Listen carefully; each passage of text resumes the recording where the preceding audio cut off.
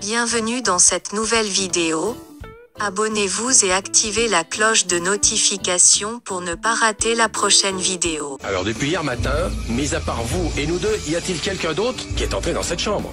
Non, monsieur Alexandre, je vous le jure. Non, ne me jurez rien, ne me jurez rien. Ou ce collier réapparaît, ou vous devrez en assumer les conséquences. Alejandro appelle Iliana et lui demande où est passé le collier de Paulina puisqu'elle est la seule personne qui entre tout le temps dans cette chambre pour nettoyer. Iliana en pleurant avoue qu'elle a rien volé. Azucena veut qu'Isidro appelle la police pour la mort de Facundo, que cet homme mérite un enterrement puisqu'il a une famille. Paulina décide d'inventer un mensonge pour sauver la peau d'Iliana en disant que c'est Renato qui a volé son collier. Puisqu'Alexandro était sur le point d'appeler la police, Alexandro par la suite fait des excuses à Iliana. Samuel remet son CV à Susanna pour son nouvel emploi dans l'entreprise Prolassa. Susanna veut à tout prix savoir la personne qui lui a donné tous les relevés bancaires de son compte. De l'autre côté, Eduardo apprend que Florencia lui a envoyé plusieurs lettres. Il est très surpris puisqu'il a jamais reçu ces lettres. Alexandro veut dénoncer Renato pour le vol de collier de Paulina mais Paulina refuse. Elle s'appuie sur l'affection qu'Alexandro a pour sa fille. Elle demande à ce que Alexandro oublie ce collier et de renoncer à sa plainte pour ne pas blesser Florencia. Par la suite, Paulina appelle Strauss, le directeur de la bijouterie qu'elle a référé à Aristide. Elle demande à ce que cet homme appelle la police car elle est sûre que la personne qui a volé son collier va le vendre dans cette bijouterie. Florencia fait des excuses à Marco Vieira pour son frère Camilo d'avoir fouillé dans ses affaires. Marco apprend que Camilo est le responsable des cicatrices qui sont sur le dos d'Isidro. Simon continue sa recherche sur la mère de Lucia.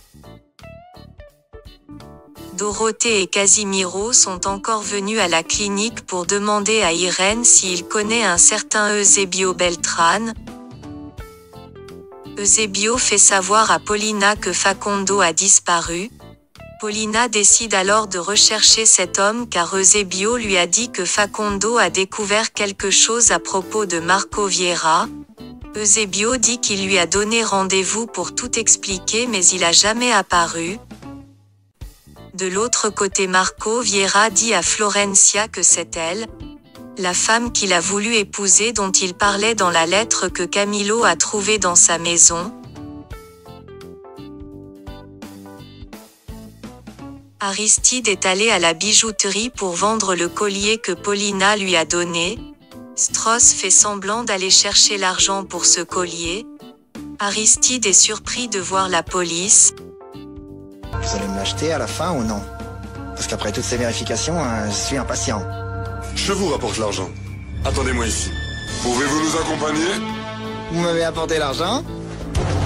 Je ne pense pas qu'on va pouvoir vous rendre l'argent. À la clinique, Irène remet une boîte à Dorothée. En retour, elle a pris la boîte que Maria lui a donnée avant sa mort mais cette boîte ne contient rien. Dorothée a gardé l'acte de naissance d'Eusebio qu'elle a trouvé dans cette boîte. Azucena et Isidro se rendent chez le père Mathias pour l'enterrement de Facundo. Mathias a surpris d'apprendre que Facundo est mort puisqu'il avait rendez-vous avec cet homme. De l'autre côté, Margarita donne le portefeuille de Facundo à Eduardo. Sylvia essaie de convaincre Florencia pour qu'elle vienne à la fête que Marco Vieira et Mike veulent organiser mais celle-ci s'accroche à son idée de rester à la maison. L'homme que Simon demande des informations sur Regina Castagno est allé chez Eusebio pour lui raconter que deux personnes sont à la recherche de Regina Castagno. Eusebio par la suite appelle Clotilde et il lui demande de ramener Lucia à la maison sinon il va pas lui donner de l'argent pour répondre à ses besoins.